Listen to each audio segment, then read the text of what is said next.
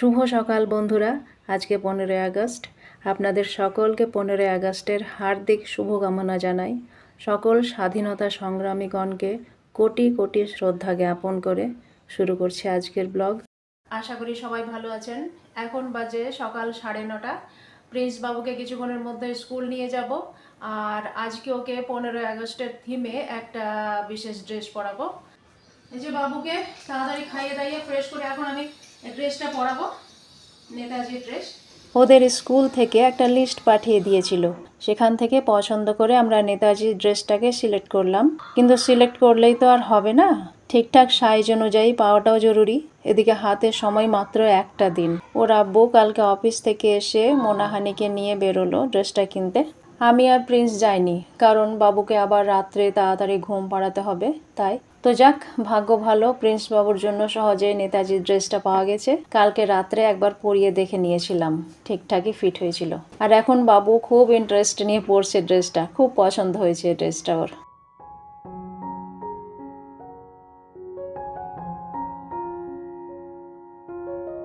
চুল আঁচড়ানো খুবই মুশকিল, আর এদিকে চুলটাও অনেক বড় হয়ে গেছে।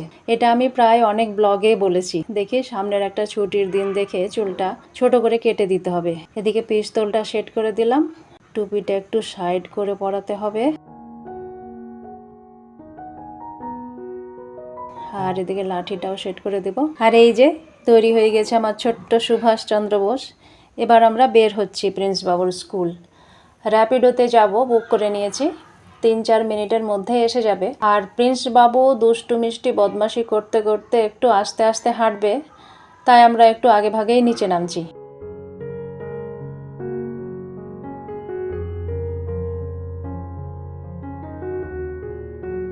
আর ওর দুষ্টুমি পাশের সিঁড়ির দিকে যেতে চাইছিল, তাই ওকে এই সাইডে নিলাম। আমরা উঠে গেছি অটোতে। চুলগুলোতে ওর চোখ ঢেকে যাচ্ছিল, তাই বারে বারে সরিয়ে দিচ্ছি।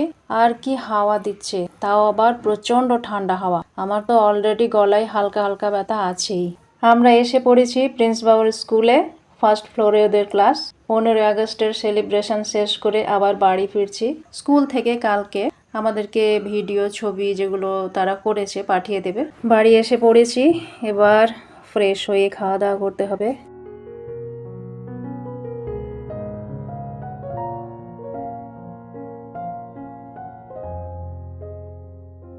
প্রিন্স বাবু বসে পড়লো তো। অন্যান্য দিন স্কুল থেকে আসার পর ব্যাগটা রেখে প্রথমে ও ইউনিফর্মটা খুলে ফেলে, কিন্তু আজকে ওর প্ল্যান প্রোগ্রাম তো অন্যরকম দেখছি। ডাইনিং টেবিলেও কিছু খুঁজছে। ও চকলেটের প্যাকেটটা দেখে ফেলেছে যে। আমরা এভাবে চকলেটের প্যাকেট ওর চোখের সামনে রাখি না। এটা হয়তো ওর দুই আপার মধ্যে কারো কাজ হয়েছে। এদিকে আমার কাছেও পানি চাইলো, পিপাসা পেয়েছে বাবুটার খুবই, আর পানিটা খাচ্ছেও কিভাবে।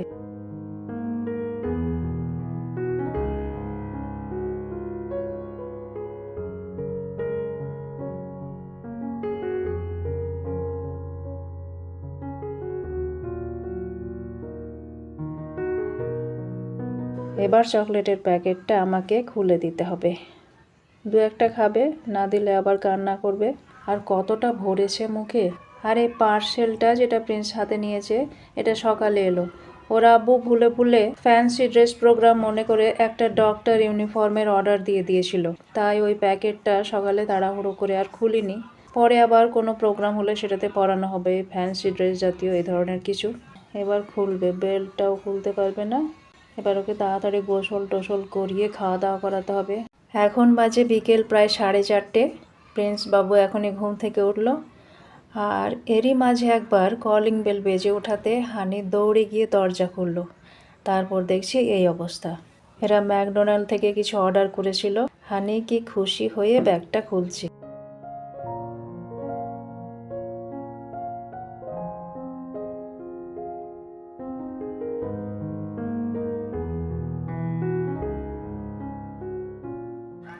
ব্যাগ থেকে বেরোলো ফ্রেঞ্চ ফ্রাই ও 3টে বার্গার।